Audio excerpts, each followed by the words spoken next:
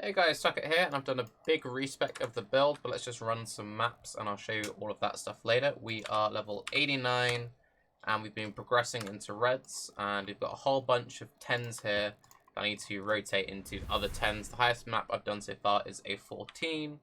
We're on a 5 link with level 19. Icicle Mines, we're doing Call to Fire, so Icicle Mines, Call to Fire, Minefield, Charge Mines, Pierce, and we're using Pyring. I tried taking Pierce on the tree and dropping the Pierce gem.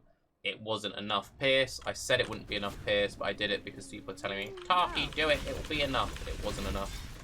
When you get into the really high tier maps, and Blighted maps themselves, the density is insane, like completely ridiculous. Also, one thing I just want to say is increasing the range of your chilling totems through ring anointments is awesome. Really, really awesome. So, what made me want to do the swap from pure cold to fire? What motivated all those changes? So, I was looking at the passive skill tree last night after my last stream, and I was trying to move some points around. And I was like, what if I swap my routing and I drop the middle section and go along the outside? I will get more points to play with. I'll get more frenzy charges. Frenzy charges equal mine throwing speed with the support gem, but I'll lose all the reduced reservation stuff. How will I make that work? And I was like, well, I can go cold to fire, which would be more damage than going pure cold. You can't freeze blighted enemies anyway, so who cares? And that way, with the extra mana, then I'm getting more damage. Exalted Orb. Thank you. That's the second Exalted Orb I've had drop today. I've had 3 drop overall. I was like, that's more mana to play with. It'll be more damage, and it lets me have a cleaner skill tree with more throwing speed and more jewels and more everything. So my current auras are a max level Clarity, Skitterbots, and Herald of Ash. For anyone who's still pure cold, you can do Skitterbots linked with Bone Chill. And that will increase the cold damage that enemies take. Just a nice little, in case you didn't know. Pretty neat that you can do that. And I'm running my Clarity, Herald of Ash, and my Skitterbots to a currently level 2 Enlighten. But with a level 3 Enlighten, you can have all 3 maxed out, have a bit of mana left over, and even with all of 23 mines out in a 6 link, you'll always have enough left over. The reason why I recommend running a max level 20 Clarity now is if you're doing like half regen maps, then you'll still always have enough regen that you'll never have to worry about anything, and that's just pretty neat. You can manually cast it, or you can have it set on a cast damage taken. I have it set on a cast damage taken. Combustion, Wave of Conviction to boost the damage. If you're pure cold, then you'd want Frostbomb there.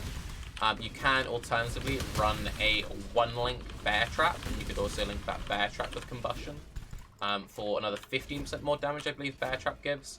I can't really be bothered to set it up, but it's something that I'll maybe mess around with later. Bear Trap, Combustion, Increased Duration, Advanced Traps, which has been buffed recently. It'd be a decent setup if you hit a big Ignite on there. Well, as long as you hit the Ignite. You hit an Ignite with a long duration, so you get big combustion, nice small multiplier, lots of duration. So it could be pretty good, to be honest. I'm also leveling a Flamethrower Trap in the weapon swap, since we're scaling fire damage now. I don't feel like I need the additional single target damage. It's mostly a case of for Blighted maps in particular. It's really nice having set and forget style damage. So having a long duration Flamethrower Trap that you could just throw off into the distance and just let it do its work there, I think could be a really nice addition to the build. Alternatively, you could just run like Pyroclasm Mines for Blighted maps. I've also had a lot of people saying that Purifying Flame Mines has been going very well for them. So that's also something to consider. But otherwise, I much prefer Icicle to Pyro for mapping. But if you want to do that for bossing, it's something that you can, think about doing. How do I feel about the whole Sab versus Deadeye now that I've played more of Sab? Deadeye definitely would map faster with all the chains, but to be honest, the more I play it, the more I feel like Sab is probably the way to go. Just because you have that flexibility if you're shoving in stuff like Flamethrower Traps or swapping into Pyro for certain bosses. And just defensively, like, I'm still gearing up. My gear's pretty trash, but my character's pretty squishy, or at least it feels kind of squishy. Now, keep in mind, this is with Acro, Phase Acro, Vol Grace when I remember to press it, Steel Skin, a bunch of regen. I die every now and again. I definitely would not recommend the Deadeye route for a hardcore. That's definitely a softcore thing. A lot of the question I've gotten a lot of is what made me want to go down into the range part of the tree anyway. Why aren't you going over into Templar? Going over Templar is fine if you're playing hybrid or if you're playing low life. If you're playing pure life variant though, I think you're much better off going down into Ranger and big juicy slow. I'll shove a big slow there as well. We'll go damaging one.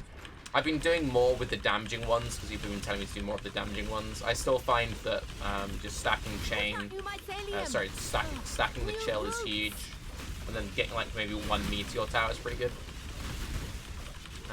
And since I've gone double investment on the chilling radius, it's really noticeable. So if you see how much coverage that is, it's like covers everything. Really, really good. Often actually like double up into multiple lanes, which is also pretty cool. So like this one's here is hitting like 4 lanes, that's hitting this lane and that lane, so it's nice.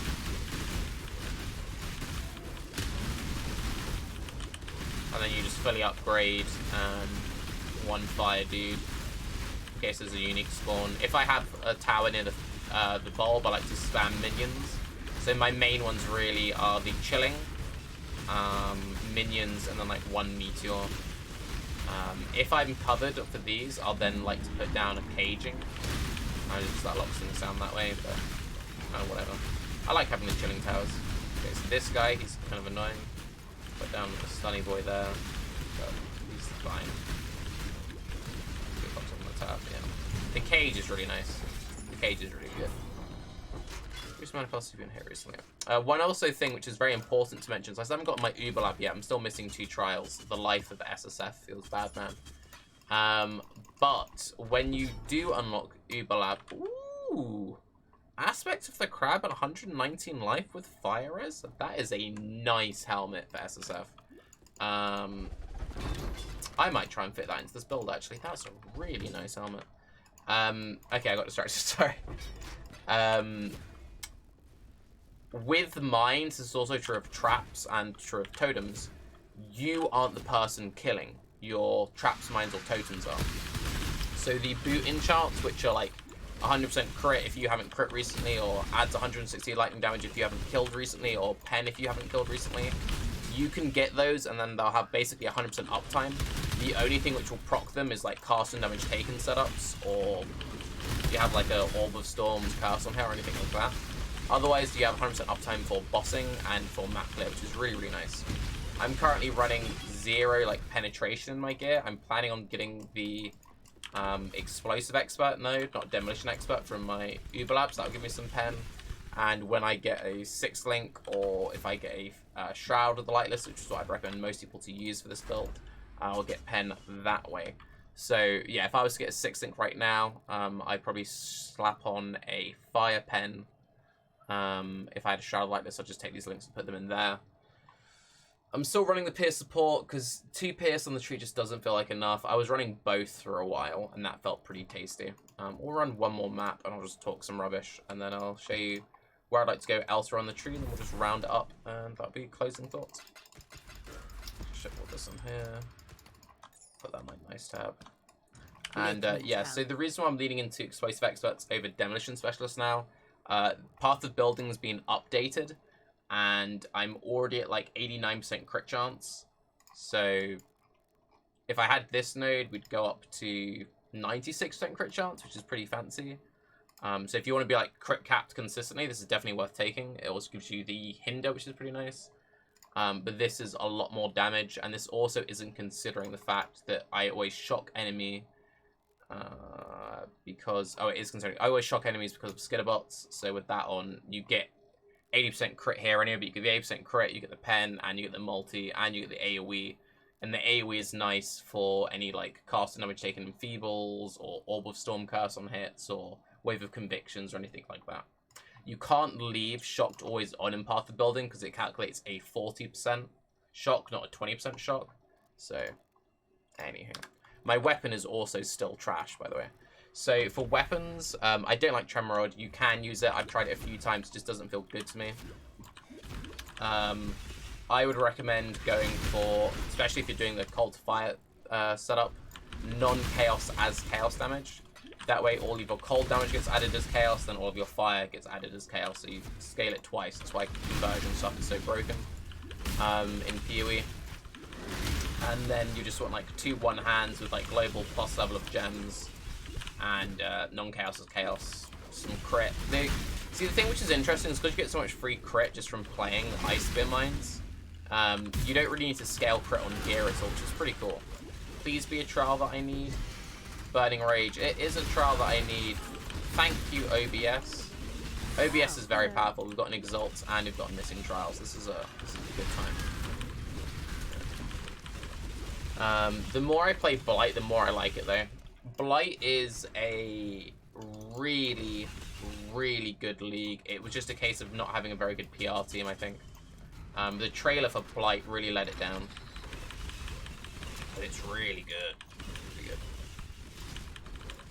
These things here, what they mean, and I wasn't really paying much attention to it, that means they are strong against those. So we have 3 minions and 1 lightning. So that means that these guys are good against minions and they like resist lightning. So I probably shouldn't have gone like all in on minion stuff. But oh well. You're living your life. Paying attention is kind of good. So in this case, I'd be much better off just having a meteor tower, but you know, it kind of holds the line, alright. Set up a meteor. Although I think this will just finish before I even get a chance. But they upgrade that. You never know. Yeah.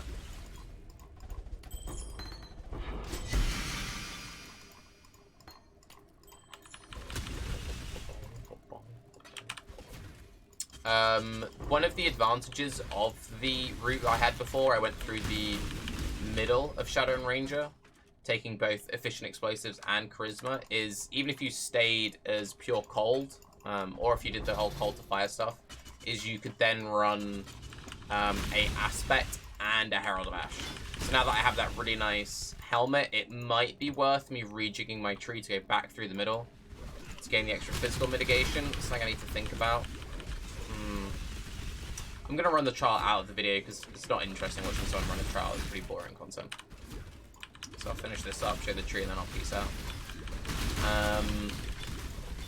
Yeah, one other thing which is kind of cool that you can do now, so because of the fact that you get global plus levels of gems, be it in a staff or like 2 one-hands, if you do the Cult of Fire setup, I think Frost Furno might be an amazing helmet.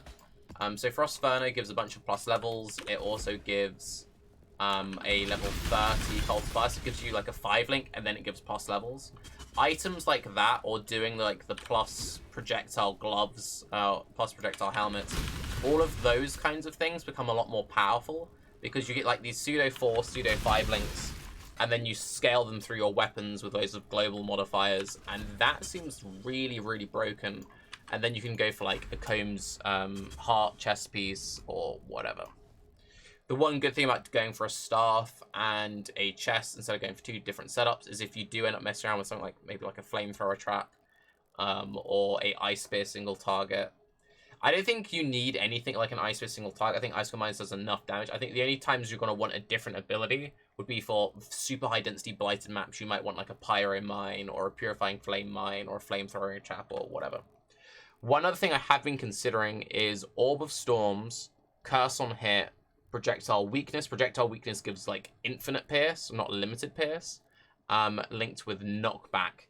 It's kind of a meme, but I got this really good jewel, which is life, chance to hit knockbacks, projectile damage, and I've actually anointed fending, so I currently have 18% chance to hit enemies back with increased knockback distance. You sort of notice it every now and again, but it's very much a meme. But let's just show you what my gear is looking like right now. So Terrible Staff, you don't want this. This is awful. You want plus levels. You want non-chaos as chaos. And yeah, this is awful. My helmet is really nice. So my helmet has got a bunch of life. It's got 3 res on there. My amulet's pretty nice as well. This has got good life roll, it's got some mana, it's got some fire damage, it's got some multi. This is a nice ring. It's got good resist, it's got some strength. I need strength to hit 155 for my steel skin, and then crafted life. Pyre ring, it's how I'm getting 90% cold to fire conversion with the cold to fire support gem.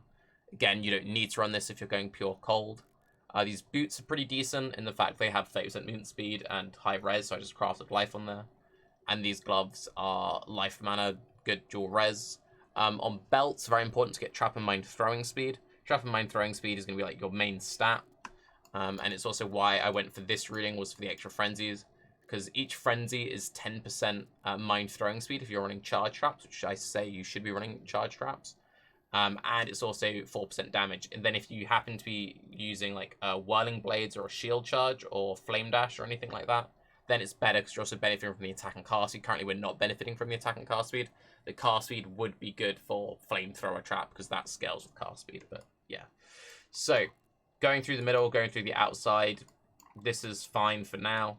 If I got a good Timeless Jewel, if I wanted to use that really nice aspect helm I just got, then I'd probably recommend sticking with this routing through the middle. It's something that you really just need to mess around with. And again, the reason why Timeless Jewels are important is here you can convert this keynote. I would probably recommend going for Wind Dancer, which is the Maraketh Jewel, which gives you the Kintsugi effect. Defensive keynotes will be the main thing. You'll have more than enough damage just playing mines. You want defense, defense, defense. Ideally, you want to save up an Anoint Destructive Apparatus on your amulet. It requires a silver oil, which you probably don't have yet. I don't have one yet, that's for sure. Until you get that, things which are worth going for. This is pretty cheap. Flash Freeze is pretty cheap. You can get one quite early. I had this on my old amulet. Gives 24% cold damage, 20% projectile speed. Projectile speed is basically range. And it gives increased effective chill, which is pretty nice when you're chilling things. Fending is sort of just a meme. Diamond Skin is a very easy one you can get early on, which is worth having if you're low on resists. If there are any other cool keynotes which are cheap, because I know a lot of the good ones which require silver ones. But if you guys have any ones which don't require silver, which are good, then let me know what you think. If you come up with any super strange, super cool strats, please let me know. And path of building with my current gear will be linked down below. Let me know if you come up with anything fancy. I'm Tarke. Have an amazing day. Bye-bye.